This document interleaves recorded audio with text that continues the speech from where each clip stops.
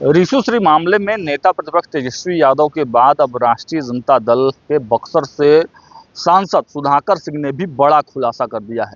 कल जिस प्रकार तेजस्वी यादव ने कई तरह की बातें बताई, अब अधिकारियों पर स्पेशली टारगेट करते हुए एक एक अधिकारियों का कच्चा चिट्ठा जो है खोल रहे हैं सुधाकर सिंह। नमस्कार, मेरा नाम सागर कुमार है और आप न्यूज हाट देख रहे हैं। देखिए, ऋषुश्री मामले में सुधाकर सिंह ने भी चार्जशीट तैयार किया है और अब कह रहे हैं कि एक एक अधिकारी पर बिहार में अब हम हर 10 दिन पर 5 दिन पर प्रेस कॉन्फ्रेंस करेंगे और डिटेल में बताएंगे कि किस तरह का संगठित अपराध हुआ है, संगठित भ्रष्टाचार हुआ है। और इसके साथ साथ और कई सवालों के जवाब भी सुधाकर सिंह ने दिए। हम थोड़े चलते हैं उनके इस बयान के साथ। मैं आज एक विशेष विषय पर आप सभी को इसलिए आमंत्रित करना पड़ा कि आप 23 तारीख के प्रेस कॉन्फ्रेंस के आप प्रत्यक्षदर्शी रहे हैं।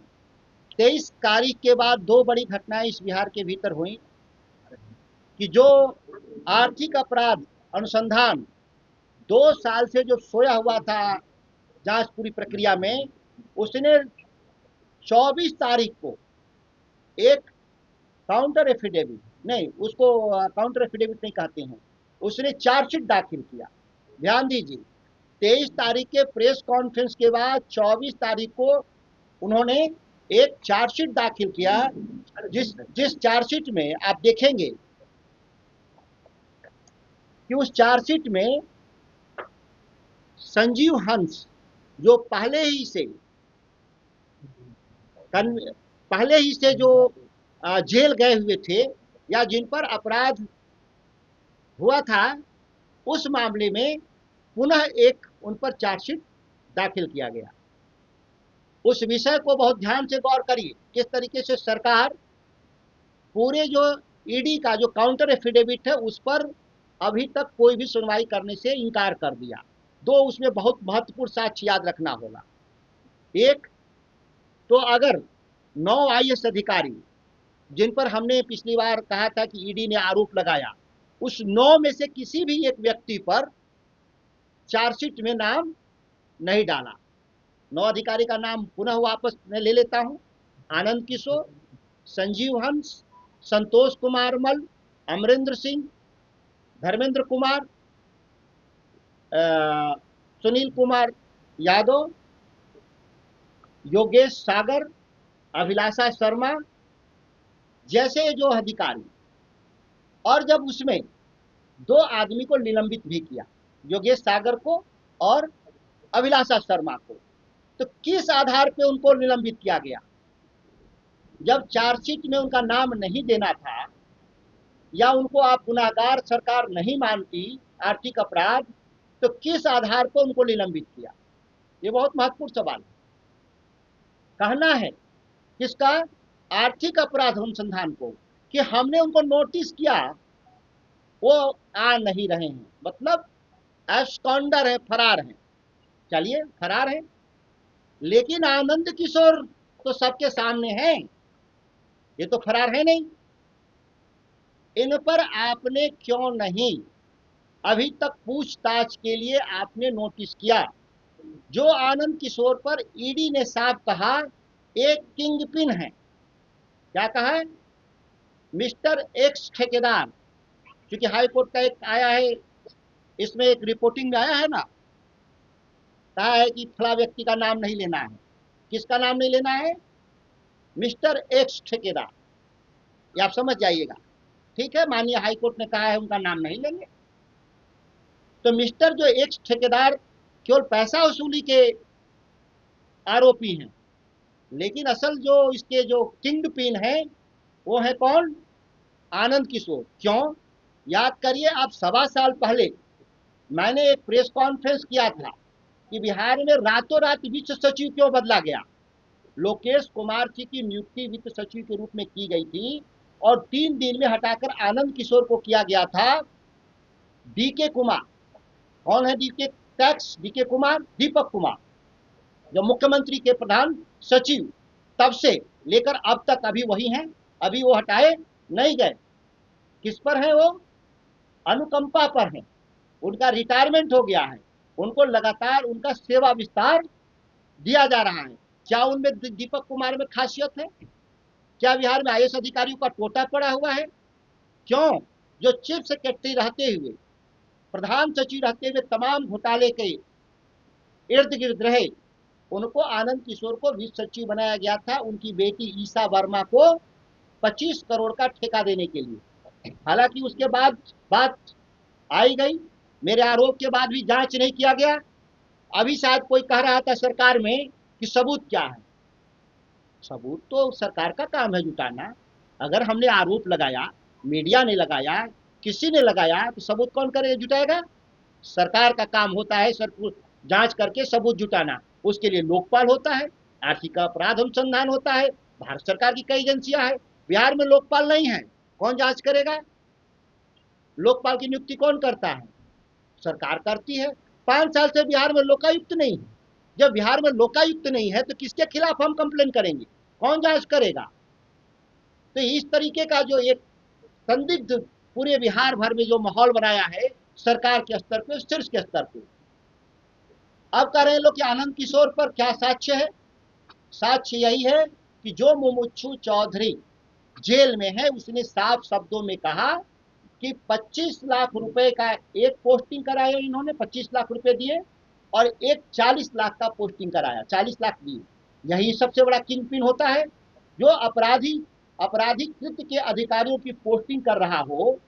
लालू जी पर चारा घोटाले में क्या आरोप था? क्यों सजा हुआ? आप चूंकि नौजवान पत्रकार हैं, उस समय नहीं रहे होंगे, पुराने लोग होंगे, पूछिएगा। उन पर पैसा लेने का आरोप नहीं था, उन पर आरोप ही था कि चारा घोटाले के मुख्य अभियुक्त के को आपने सेवा विस्तार दिया था। तो जब लालू प्रसाद जी को सेवा विस्तार के आधार पे सजा हो सकती है, तो इस घोटाले में शामिल जो तमाम अधिकारी हैं, जो इसमें कई लोग सेवा विस्तार पर हैं, जैसे तारणी प्रसाद के पास कितना नगद मिला? 11 करोड़। कितना? अभी तो हाल ही की बात है ना। इस मामले के अभियुक्तों में से तारणी प्रसाद के घर पे 11 करोड़ मिला। तारणी प्रसाद क्या थे? सेवा विस्तार पे नौकरी में थे। सेवा विस्तार किसने दिया? बिहार का मुख्यमंत्री दिया। तो सवाल यह है कि मुख्यमंत्री से आपने कोई पूछताछ किया? जब आपके पास साक्ष्य था ईडी के पास, और ईडी का भी खेल देखिए, ईडी कब सक्रिय थी? 21-22 में सक्रिय हुई। जब तेजस्वी जी और नीतीश कुमार जब सरकार बना लिए, तो सरकार को कैसे पाला बदल हो, नीतीश कुमार को भाजपा में लाया जाए, इस पाला बदलने के लिए ईडी ने लगातार बिहार में कितने छापामारी किए? दर्जनों छापामारी हुआ। और जब ही नीतीश कुमार भाजपा के साथ चले गए, ईडी फाइल को ठंडे बस्ते में डाल के रख दिया। ईडी कब सक्रिय होती है? जब मिस्टर एक्स ठेकेदार, अच्छा कोर्ट का, तो मिस्टर एक्स ठेकेदार रीशु श्री जाते हैं यह कहने के लिए हाई कोर्ट में कि हुजूर हमको बेल दिया जाए। और जब बेल देने जाते हैं तो ईडी एक काउंटर एफिडेविट 273 पेज का दायर करती है, जिसमें सभी अधिकारियों के साक्ष्य देते हैं। क्या इसमें लिखा है? इसमें लिखा है कि नगर आवास विभाग और नमामि गंगे परियोजनाओं में व्यापक पैमाने पर घोटाला हुआ, और इसमें 265 करोड़ रुपया ऋषि श्री के पास गया, और ऋषि श्री ने अधिकारियों को दिया। किन अधिकारियों को दिया? नगर विकास विभाग के अधिकारियों को, राजनीतिक नेताओं को, और वित्त विभाग के अधिकारी को दिया। लिखा है कि नहीं? तो वित्त विभाग का कौन अधिकारी है? वित्त सचिव। वित्त सचिव कौन है? आनंद किशोर। 10 दिन पहले तक बिहार के वित्त सचिव कौन थे? आनंद किशोर, जिनके बारे में मैंने 1.5 साल भी पहले कहा था कि यही असल घोटाले के सबसे मुख्य कर्णधार हैं। और जहां जहां गए, जहां जहां चरण पड़े, वहां वहां बंटाधार। ये जहां जहां साहब के चरण पड़े, वहां वहां उन्होंने बंटाधार किया। ये मैं उन पर आता हूं, दूसरे विभाग का, शिक्षा विभाग का भी आऊंगा। हम संतोष कुमार मल पे एक अलग से भी पीसी करेंगे। हर अधिकारियों पे मोटा मोटा जत्था है, इसीलिए आपका समय भी बहुत सीमित है। इसीलिए प्रेस कॉन्फ्रेंस अगले 1 से 1.5 महीना में लगातार होंगे। हर 10 दिन 5 दिन पर जो हम साक्ष्य हमारे पास आते जा रहे हैं, यह हमारा पूर्णतः आनंद किशोर पर चार्जशीट है। और इस चार्जशीट में लालू प्रसाद जी पर जिस आधार पर उनको सजा किया गया था उससे कई गुना ज्यादा ये बड़ा घोटाला है। वो कुछ 900 करोड़ का आरोप था। और ये कितना का आरोप है? यह केवल नमामि गंगे और शहरी आवास विभाग को देख लें तो 20 से 25 हजार करोड़ का है। और 20 से 25 हजार करोड़ एक अधिकारी बीच में छोड़ के गया था नौकरी आईएएस का, इसका नगर का था, कौन सुमन था, वह आरोप लगाते हुए यहां से गया। हालांकि वो भी शरीफ आदमी नहीं था, वो भी बेईमान आदमी था, लेकिन वो विवाद उसका हुआ मंत्री से, मुख्यमंत्री से बंटवारे को लेकर के, तो नौकरी छोड़ करके वो निकल लिया। वो बाद में नेतागिरी भी करता है, उसके लिए अलग मेरे पास आरोप पत्र तैयार है, उसका हम बाद में हिसाब करेंगे। लेकिन वो तो कह के गया था कि ये सब बेईमान है, हालांकि वो खुद बेईमानी में शामिल था। हाँ, कुछ उसका नाम था अनुपम सुमन कुछ करके था, उसके बारे में हम अलग से चार्जशीट तैयार किए हैं। हाँ, ये मेरा चार्जशीट है, इसको सरकार खारिज कर दे। मैं एक मेंबर ऑफ पार्लियामेंट हूँ और जितनी बात मैं यहाँ कह रहा हूँ हम सत्यापित तरीके से कहने के लिए तैयार हैं। अगर कोर्ट में कोई जाना चाहे सरकार और अधिकारी तो मेरे खिलाफ कोर्ट जाए तो हम सारे दस्तावेज कोर्ट को भी देने को तैयार हैं। इसलिए यह कोई मेरी बात मनगढ़ंत नहीं है और कोई ऐसा मेरा आरोप नहीं है जो जिसका दस्तावेज मेरे पास नहीं हो। जब चाहेंगे तो अलग से भी हमसे इन दस्तावेजों को आप लोग ले सकते हैं। लेकिन प्रकाश जी, जो प्रेस कॉन्फ्रेंस आप कर रहे हैं तो आपको नहीं लगता नेता प्रतिपक्ष को करना चाहिए? वो नेता प्रतिपक्ष कल किए, देखिए मेरे नेता ने कल प्रेस कॉन्फ्रेंस व्यापक पैमाने पे किए और उसी का एक्सटेंशन ये है। निश्चित तौर पे नेता अन्य कामों में भी हमारी पार्टी के काम में है। आप देख रहे हैं फेक इनकाउंटर का सवाल हो, भ्रष्टाचार का सवाल हो, या आप देखेंगे कि नौकरियों को जो जिस तरीके से नीट में दोबारा प्रधानमंत्री के देख रेख में के बाद भी, प्रधानमंत्री के बाद भी नीट में जो घपला हुआ, तो तमाम ऐसे बिहार में भूमि अधिग्रहण का सवाल है। अभी आपसे पहले कमरा भरा हुआ था कि उन्होंने सब पर बोला, कोई ऐसा व्यक्ति नहीं था जिसके बारे में उन्होंने एक्सक्लूड किया हो, सब पर बोला। दीपक कुमार तक बोल देना जो सबसे ऊपर बैठा हुआ है, फिर नीचे मैंने कहा हो सकता है मुझसे भी एक आध नाम छूट रहा होगा, हम स्वीकार करते हैं। ऐसा नहीं है कि इतने ही लोग भ्रष्ट है बिहार में, इतने लोग ही बेईमान हैं। कई लोगों ने सवाल किया कि फलाना आदमी का आप नाम क्यों नहीं लिए, उनका क्यों नहीं नाम लिए। हम उन तमाम लोगों से बिहार में अपील करते हैं, जिनका भी आप कागज मुझे दीजिएगा, हम उस पर सख्त कार्रवाई और प्रेस कॉन्फ्रेंस के लिए तैयार हैं, हम पीछे नहीं हटेंगे। हाँ, लेकिन हम बिना साक्ष्य और बिना पेपर का हम किसी व्यक्ति पर बेईमान होते हुए भी आरोप इसलिए नहीं लगाना चाहते कि कल के दिन कोर्ट में हम उसको सत्यापित न कर पाए। आनंद किशोर और इनसे संबंधित दीपक कुमार या इनसे नीचे संबंधित जो 9 आईएएस अधिकारी हैं, इनके खिलाफ सत्यापित हमारा दस्तावेज था। मैं 4 दिन बाद 4 तारीख को फिर प्रेस कॉन्फ्रेंस करूंगा। वह दूसरे डिपार्टमेंट का घोटाला का मसला है, वो है लोक स्वास्थ्य अभियंत्रण और ग्रामीण कार्य विभाग में पिछले 1.5 से 2 साल के भीतर कम से कम 40,000 से 50,000 करोड़ की योजनाओं में वही 5 से 7% के आधार पर लोगों ने टेंडर बांटने का काम किया। उसके पास दस्तावेजी सबूत है हमारे पास, उसको लेकर के हम उम्मीद करते हैं कि 4 तारीख तक हमारा वो कागज तैयार हो जाएगा। मैं भाजपा ने कल आरोप लगाया कि ये ऋषि वाला मामला घोटाला तभी का है जब मंत्री विभाग के तेजस्वी जी थे। यह ईडी अगर कह रहा है, अगर ईडी अगर कोई भाजपा के लोग अगर कह रहे हैं, ईडी तो उन्हीं की एजेंसी थी, ईडी ने क्यों नहीं कहा? कहना चाहिए था उसको कि फला मंत्री भी इसमें शामिल है। और हम तो कह रहे हैं कि ये कंटिन्यूएशन में है, यह क्यों नहीं उस पर कार्रवाई कर रहे हैं? हम लोग तो मना नहीं कर रहे हैं कार्रवाई के लिए। तेजस्वी जी ने भी कल कहा कार्रवाई करिए जांच करके। इन तमाम सालों में कुछ अच्छे भी अधिकारी आए, तो सब उन अच्छे अधिकारियों का तो नाम नहीं दिया ईडी, सबको तो नहीं दिया नाम ना, इसलिए नहीं दिया कि सब लोग चोर नहीं थे। लेकिन जो चोर है जिसको बारे में ईडी कह रहा है और आर्थिक अपराध कह रहा है, उसको क्यों नहीं हम उठाएंगे, उसकी चर्चा क्यों नहीं होगी? और भाजपा के लोग तो खुद सत्ता में है, डबल इंजन में है, क्यों ईडी नहीं कार्रवाई कर रही है? बताइए, आनंद किशोर पिछले 2 साल में कितना बार विदेश गया निजी यात्रा पर? जब उस पर ईडी जांच कर रही थी तो किसने अनुमति दिया उनको विदेश जाने के लिए? वो लोग भी गुनाहगार हैं। अगर ये विदेश में ही जाके बस गए होते तो कैसे गिरफ्तारी होती? 1-2 सालों के भीतर जब से ये चार्ज है, दर्जनों बार आनंद किशोर सरकार की अनुमति से विदेश गए हैं निजी यात्रा पर। अरबों खरबों रुपया जो चोरी किया इन्होंने दूसरे देश में उसको निवेश करने का काम किया है। और वो जगह ऑस्ट्रेलिया है जहां आनंद किशोर ने सबसे ज्यादा यात्रा किया है। अगली बार उनकी यात्रा का भी विवरण आपसे साझा करूंगा कि किन किन देशों में गए। आप लोगों का ध्यान इस पर देर के वक्त काहे खुला सर? 1.25 साल पहले मैंने किया था इसमें।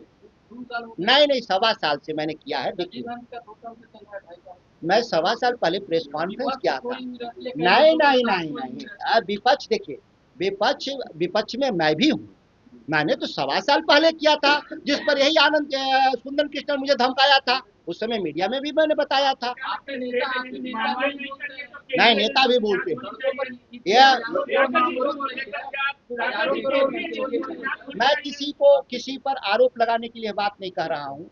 भ्रष्टाचार के खिलाफ लड़ाई सामूहिक लड़ाई है कि किसी एक व्यक्ति की लड़ाई है? सामूहिक लड़ाई है। तो सामूहिक लड़ाई में सिविल सोसाइटी भी आती है, वकील भी आते हैं, मीडिया के लोग भी आते हैं और राजनीति करने वाले भी आते हैं। ये सामूहिक लड़ाई है, किसी एक के भरोसे नहीं लड़ाई लड़ी जा सकती। नेता प्रतिपक्ष का भी एक रोल है, उन्होंने समय समय पर कहा है। लेकिन इस लड़ाई को ये लूट क्यों नेता प्रतिपक्ष का हुआ है पैसा? ये पैसा लूट बिहार की जनता का हुआ है। ये तो सबकी लड़ाई है और सबको अपनी भूमिका, कोई छोटी कोई बड़ी भूमिका निभाया भी है और आगे भी निभाने की अपील हम लोग कर रहे हैं सबसे। लगातार एजेंसियों पर आप लोग सवाल उठाते रहे, निष्पक्ष नहीं हो पाता, तो किस चीज देखिए लिए जांच? देखिए, मैंने बीच में ही जिक्र किया, सदन में भी उठाते हैं। एक बात तो है कि हम सदन में, हमारा छोटी पार्टी है, सीमित समय है, फिर भी हम लोग वहाँ सवाल करते हैं। इन दस्तावेजों को शेयर किया है केंद्रीय संगठनों के साथ? ये तो उन्हीं का दस्तावेज है, अब उनको क्या शेयर करना है? ये जाएंगे सबके पास। एजेंसियों पर भरोसा है या? देखिए, मैं कह रहा हूँ सीबीआई से बड़ी जांच एजेंसी इसमें जांच कर रही है। अभी देश में सबसे बड़ी कौन? भूमिका पर तो आप सवाल उठा रहे हैं। निश्चित तौर पे। तो कौन जांच करेगा? अब इस देश में तो लोकपाल कर सकता है इसका जांच, जो है नहीं, बिहार में है नहीं।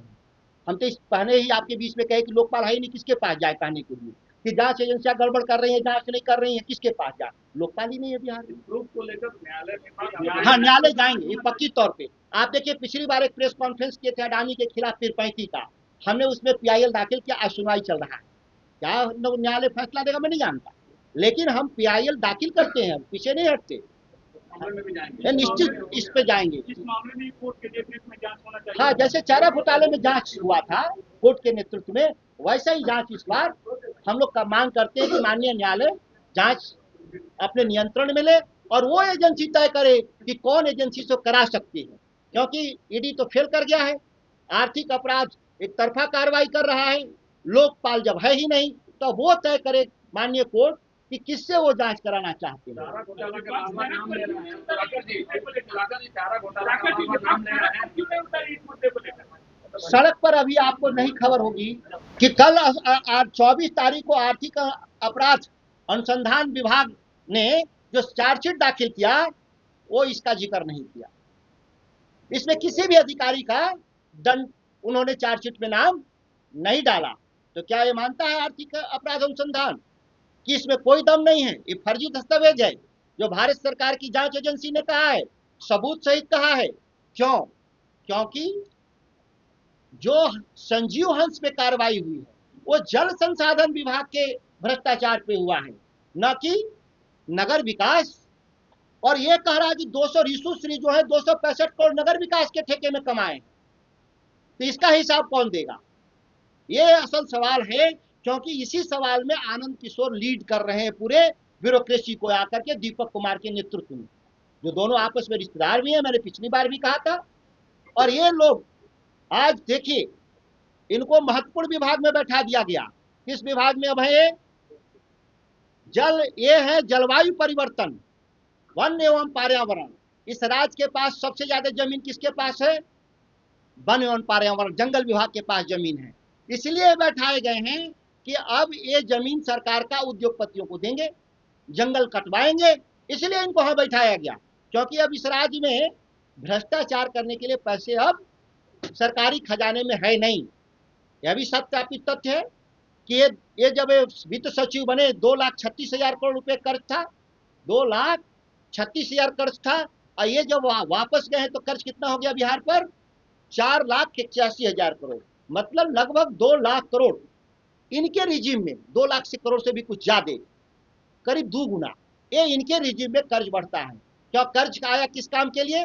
बिहार के डेवलपमेंट के लिए। कौन विभाग डेवलपमेंट विभाग है? नगर विकास विभाग, वित्त विभाग, ये तमाम विभागों में आप देखेंगे तो ये आनंद किशोर घूमते रहे हैं और सारे जगह घोटाले का इन्होंने पृष्ठभूमि तैयार किया। रीशु श्री का जो पहला जो कॉन्ट्रैक्ट है वो शिक्षा विभाग से शुरू होता है। जब वो बोर्ड के चेयरमैन थे आनंद किशोर, तो कबाड़ बेचने का पहला जो टेंडर दिया रीशु श्री को, जहां से शुरुआत होती है, जहां मेधा घोटाला होता है। जो बिहार शिक्षा बोर्ड का बजट 12 करोड़ रुपया था 2016 में, वही आज दिन शिक्षा बोर्ड का बजट 700 करोड़ हुआ। ये 700 करोड़ रुपया कहां से आया? अगर हम इस 9 साल हो गया ना, लगभग 17 से लेकर 26 तक में 9 साल, और 700 करोड़ के हिसाब से देखें तो करीब 4000 करोड़। ये 4000 करोड़ रुपए जो बिहार के स्टूडेंट ने फीस दिया था एग्जामिनेशन के नाम पर, रीवैल्यूएशन के नाम पे, वह पैसा इन्होंने जो 12 करोड़ बोर्ड का खर्च था उसको 700 करोड़ बढ़ाकर ले जाने का काम किया। और जो एफडी हमारे 40-50 सालों में बोर्ड के पास संचित निधि था, वो तमाम एफडी को तोड़ करके इन्होंने इस तरह के कामों में भ्रष्टाचारियों को इन्होंने देने का काम किया। ये मेधा घोटाला साधारण घोटाला नहीं है, दूसरा है, जांच इनका होना चाहिए। टॉपर घोटाले होते थे बिहार में, आपको याद होगा, एक महिला को इन्होंने टॉप करा दिया था, और इस साल भी टॉपर घोटाला हुआ है। आप लोग को जानकारी में है कि नहीं? ये उद्भेदन है, आप जांच कराएं। मैं आरोप, ये मेरे पास साक्ष्य है। इस बार भी टॉपर घोटाला हुआ। इस बार भी बोर्ड में एक लड़की टॉप की, लेकिन यहाँ अब टॉप 10 को पहले इंटरव्यू से गुजरना होता है, रिजल्ट डिस्प्ले होने से पहले। जब उस 10 लोगों को बुलाया गया, जो टॉपर लड़की थी, जब उससे लिखवाया गया और जो उसका एग्जामिनेशन की कॉपी था, दोनों मिसमैच कर गया, वो हैंड राइटिंग नहीं था। तो इन्होंने उस लड़की से, इन लोगों ने समझौता किया कि तुमको पास कर देंगे, जबकि उसको जेल भेजना चाहिए था उस लड़की को, क्योंकि उसने उसके बदले में दूसरा परीक्षा दिया था। आपके बायोमेट्रिक्स अटेंडेंस के बाद भी फर्जी लोग घुस रहे हैं।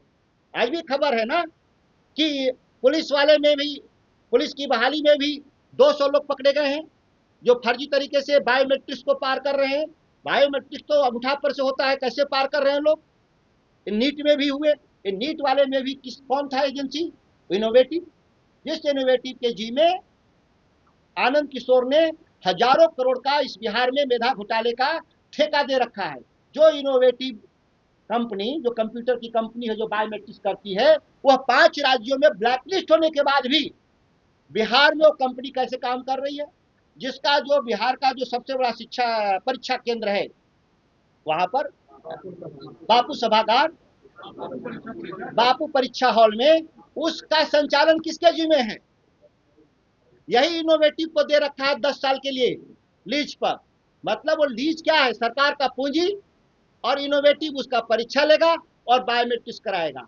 और ये केवल 10वीं और 12वीं का नहीं, तमाम परीक्षाएं उसी बापू परीक्षा हॉल में होता है।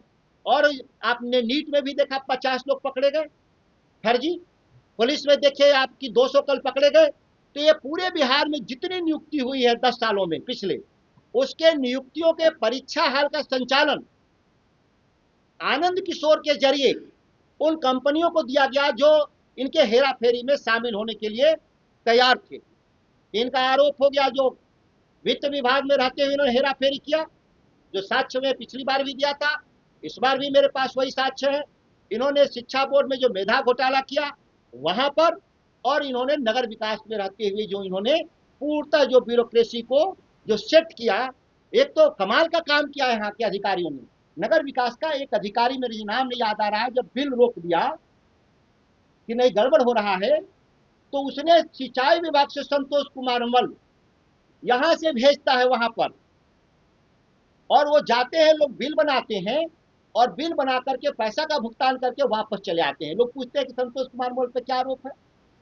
संतोष कुमार मल पे यही आरोप है कि जब नगर विकास विभाग के इंजीनियरों ने कहा कि हम गड़बड़ काम का बिल नहीं बनाएंगे, तो इन्होंने अधिकारियों की एक पूरी फौज जल संसाधन से नगर विकास में भेजा, और वहां से उन लोगों ने बिल पास करा के, रीशुश्री ने पास करा के पैसा गबन करा किया, और फिर वो अधिकारी वापस सिंचाई विभाग में वापस चले आते हैं। खंड स्तर पे धरना दिए हैं इसी महीना में, हम लोग जिला स्तर पे हम लोग ने धरना दिया है इसी महीने में, जिला स्तर पे भी। तो ये हम सड़क पर ही उतरना कहते हैं और हमारे मुद्दे थे उसमें, ऐसा नहीं था। अब खबरें कितनी चली नहीं चली वो हम लोग किसी पर आरोप नहीं लगा। बार बार आप नाम ले रहे हैं, क्या आप मानते हैं कि लालू जी ने भी घोटाला किया था? देखिए, जिन तथ्यों के आधार पर उन पे सजा हुई है उससे बड़ा तथ्य इसमें है, तो क्यों छूट मिल रही है? वर्तमान सरकार में बैठे हुए लोगों को कौन छूट दे रहा है, ये मेरा सवाल है।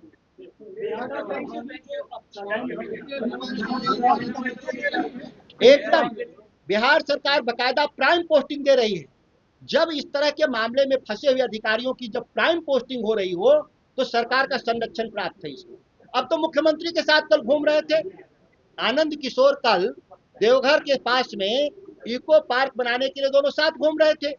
सवाल यह है कि जो अभियुक्त हैं, जिन पर जांच होना चाहिए, जिनको जेल में होना चाहिए, उनके साथ मुख्यमंत्री घूम रहे हैं, तो इसको क्या कहा जाए?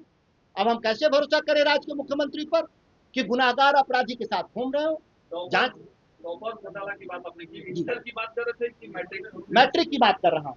इस बार भी वो लड़की जो टॉप कर रही थी वो उसके बदले में दूसरा कोई एग्जाम दिया था, और जो टॉप 10 टॉपर का जो जांच करते हैं कि कोई विवाद न हो, तो उसमें जांच में उस लड़की से जब रिटर्न लिखवाया गया, क्योंकि इंटरव्यू में बात करने में फेल कर गई, मैं वो लोग समझ रहे हैं जो घोटालेबाज हैं, जितनी बात हम कर रहे हैं।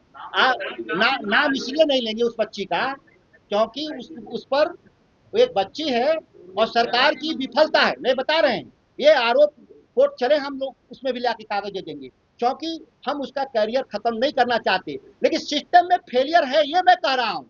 वो लड़की भी हो सकती है, कल लड़का भी हो सकता है, कल हम भी हो सकते हैं। ये मैनेज हो रहा है कि बायोमेट्रिक अटेंडेंस को कैसे बाईपास करके नकली परीक्षार्थी पुलिस में भी पकड़े गए, नीट में भी पकड़े गए। ये जो हो रहा है, ये बायोमेट्रिक्स कंपनियों को कौन नियुक्त किया है बिहार में? वो आनंद किशोर है, इनोवेटिव कंपनी है जो, जिसका कंपनी का नाम है, एक टीसीएस आयोन कंपनी है। ये 2 कंपनियां हैं जिनको इन्होंने बिहार में मेधा घोटाले और नौकरी घोटाले के लिए बाकायदा डिजाइन किया, वो आनंद किशोर है।